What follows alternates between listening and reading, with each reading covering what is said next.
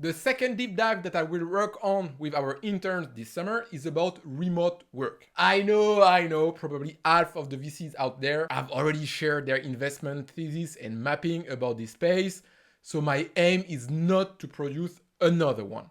No, in that case, what I think is more interesting to do is a meta-analysis of all these remote work landscapes. Since so many of them are available, we'll gather the best ones and see what are the elements that converge, as well as what are the more original/overlooked aspects. Many people think that startup landscapes are just marketing materials for VCs, but on my side, I'm convinced that it's a valuable resource. And this is a great example why.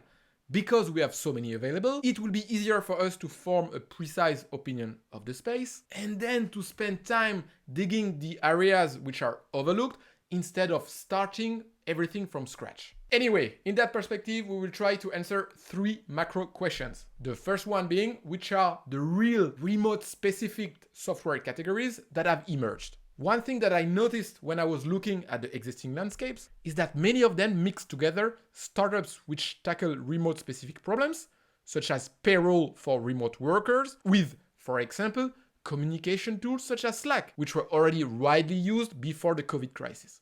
So first aim for me is to have a clearer overview of what problems/software categories are truly remote native, if any, and which ones were purely accelerated by this trend. The second question is to understand whether there are still opportunities to invest in the low-hanging fruit categories. And when I say the low-hanging fruit categories, I don't mean it in a bad way. When you think about a remote first world, a couple of problems seem obvious, such as payroll or events. This is why companies such as Deal or Open have raised hundreds of millions of dollars from top VCs.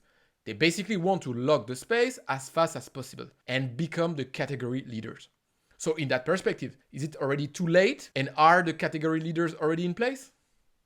The last question is whether we can spot less obvious opportunities that emerge in our increasingly flexible work environment. Just to give you an example, I'm personally a big believer into asynchronous work/communication. But I need to think more about the implications of it and if it can give birth to very promising companies. Anyway, as usual, if you have thoughts about these topics, don't hesitate to leave your comment just below. And I wish you a great week.